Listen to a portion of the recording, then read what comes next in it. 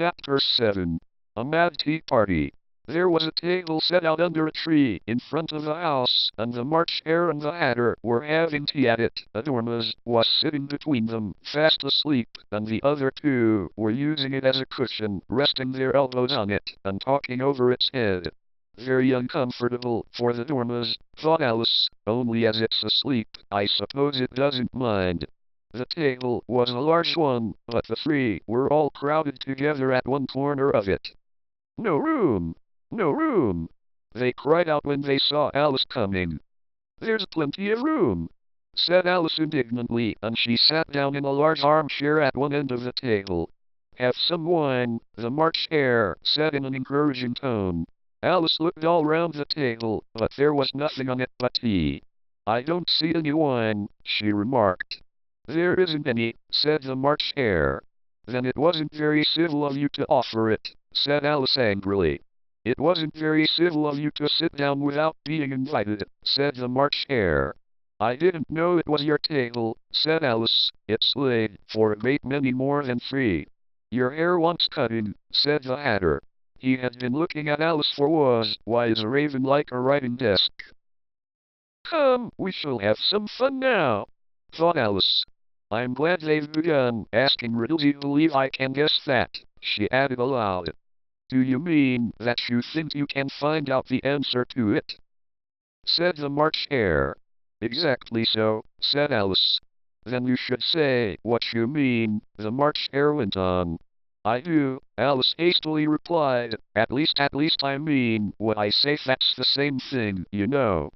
"Not the same thing a bit," said the Hatter. "Why, you might just as well say that I see what I eat is the same thing as I eat what I see. You might just as well say," added the March Hare, "that I like what I get is the same thing as I get what I like." "You might just as well say," added the Dormouse, which seemed to be talking in its sleep, "that I breathe when I sleep is the same thing as I sleep when I breathe." "It is the same thing with you," said the Hatter, and here the conversation dropped, and the party sat silent for a minute, while Alice thought over all she could remember about ravens and writing desks, which wasn't much. The Hatter was the first to break the silence. "What day of the month is it?"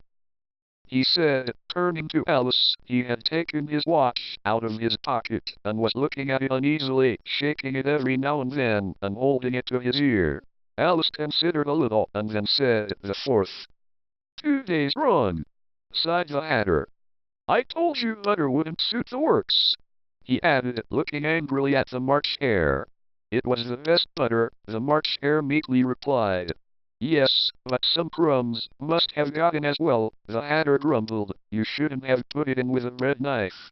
The March Hare took the watch and looked at it gloomily. Then he dipped it into his cup of tea and looked at it again, but he could think of nothing better to say than his first remark. "It was the best butter, you know." Alice had been looking over his shoulder with some curiosity. "What a funny watch," she remarked. "It tells the day of the month, and doesn't tell what o'clock it is." "Why should it?" muttered the Hatter. "Does your watch tell you what year it is?" "Of course not," Alice replied very readily, "but that's because it stays the same year for such a long time together." "Which is just the case with mine," said the Hatter. Alice felt dreadfully puzzled. The Hatter's remark seemed to her to have no hot tea upon its nose. The Dormouse shook its head impatiently and said, without opening its eyes, of course, just what I was going to remark myself. Have you guessed the riddle yet?" the Hatter said, turning to Alice again. "No, I give it up," Alice replied. "What's the answer?" "I haven't the slightest idea," said the Hatter. "Nor I," said the March Hare. Alice sighed wearily. "I think you might do something better with the time," she said, "than wasting it in asking riddles that have no answers." "If you knew time as well as I do," said the Hatter, "you wouldn't talk about wasting it. It's in." "I don't know what you mean," said Alice. "Of course you don't," the Hatter said, tossing his head contemptuously. "I dare say you never even spoke to time." "Perhaps not," Alice cautiously replied, "but I know I have to beat time when I learn music." "Ah," That accounts for it, said the Hatter. He won't stand beating. Now, if you only kept on good terms with him, he'd do almost anything you liked with a clock. For instance, suppose it were 9 o'clock in the morning, just time to begin lessons. You'd only have to whisper into time, and round goes the clock in a twinkling. 1:30, time for dinner. I only wish it was, the March hare said to itself in a whisper. That would be grand, certainly, said Alice thoughtfully, but Fanny shouldn't be hungry for it, you know. Not at first, perhaps, said the Hatter, but you could keep it to 1:30 as long as you liked. Is that the way you manage? Alice asked. The Hatter shook his head mournfully. Not I, he replied. We quarreled last March just before he went mad, you know, pointing with his teaspoon at the March HR. It was at the great concert given by the Queen of Hearts, and I had to sing Twinkle, Twinkle, Little Hat. How I wonder what you're at. You know the song, perhaps? I've heard something like it, said Alice. It goes on, you know, the Hatter continued. In this way, Queen bawled out, he's murdering the time. Off with his head. How dreadfully savage! Exclaimed Alice. And ever since that, the Hatter went on in a mournful tone. He won't do a thing I ask. It's always 6 o'clock now. A bright idea came into Alice's head. Is that the reason so many tea things are put out here? She asked. Yes, that's it, said the Hatter with a sigh. It's always tea time, and we've no time to wash the things between whiles. Then you keep moving round, I suppose?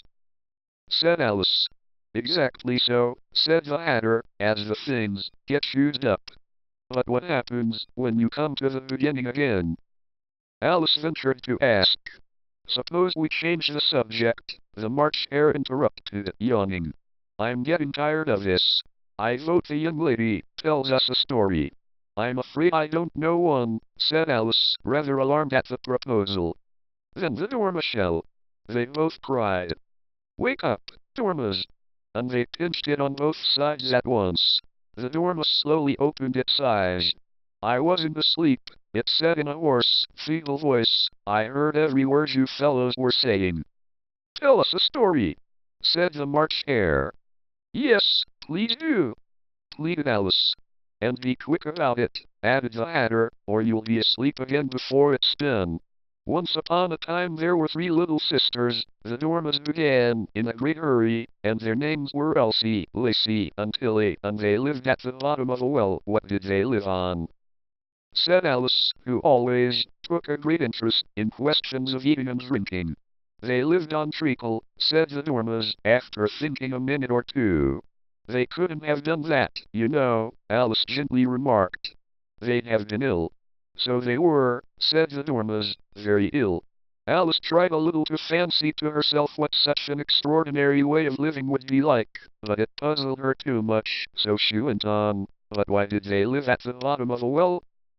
Take some more tea, the March hare said to Alice very earnestly.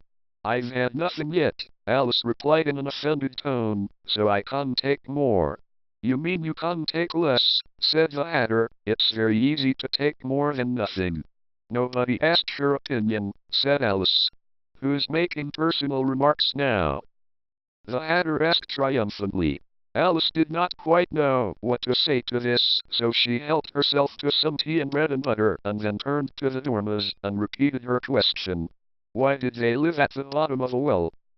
The Dormouse again took a minute or two to think about it, and then said it was a treacle well. There's no such thing. Alice was beginning very angrily, but the Hatter and the March hare went, S.H. S.H. And the Dormouse sulkily remarked, if you can't be civil, you'd better finish the story for yourself. I dare say there may be one. One, indeed, said the Dormouse indignantly. However, he consented to go on. And so these 3 little sisters were learning to draw, you know. What did they draw? Said Alice, quite forgetting her promise. Treacle, said the Dormouse, without considering at all this time. I want a clean cup, interrupted the Hatter. Let's all move one place on. He moved on as he spoke, and the Dormouse followed him. The March Hare moved into the Dormouse's place, and Alice rather unwillingly took the place of the March Hare. The Hatter was the only one who got any advantage from the change, and Alice was a good deal worse off than before, as the March Hare had just upset the milk jug into his plate. Alice did not wish to offend the Dormouse again, so she began very cautiously, "But I don't understand. Where did they draw the treacle from?" "You can draw water out of a water well," said the Hatter, "so I should think you could draw treacle out of a treacle well, stupid." "But they were in the well," Alice said to the Dormouse, not choosing to notice this last remark. "Of course they were," said the Dormouse. Well, inches, this answer so confused poor Alice that she let the Dormouse go on for some time without interrupting it. "They were learning to draw," the Dormouse went on, yawning and rubbing its eyes, for it was getting very sleepy, "and they drew all manner of things, everything that begins with an M." "Why with an M?" said Alice. "Why not?" said the March Hare. Alice was silent. The Dormouse had closed its eyes by this time, and was going off into a doze, but, on being pinched by the Hatter, it woke up again with a little shriek, and went on, "T-hat begins with an M, such as mousetraps, and the moon, and memory, and muckness. You know you say things are much of a muckness. Did you ever see such a thing as a drawing of a muchness?" "Really, now you ask me," said Alice, very much confused. "I don't think." "Then you shouldn't talk," said the Hatter. This piece of rudeness was more than Alice could bear. She got up in great disgust, and walked off. The Dormouse fell asleep instantly, and neither of the others took the least notice of her going, though she looked back once or twice, half hoping that they would call after her. The last time she saw them, they were trying to put the Dormouse into the teapot. "At any rate, I'll never go there again," said Alice, as she picked her way through the wood. "It's the stupidest tea party I ever was at in all my life. Leading right into it. That's very curious," she thought. "But everything's curious today. I think I may as well go in at once." And in she went. Once more she found herself in the long hall, and close to the little glass table. "Now, I'll manage better this time," she said to herself, and began by taking the little golden key and unlocking the door that led into the garden. Then she set to work nibbling at the mushroom. She had kept a piece of it in her pocket till she was about a foot high. Then she walked down the little passage, and then she found herself at last in the beautiful garden, among the bright flower beds and the cool fountains.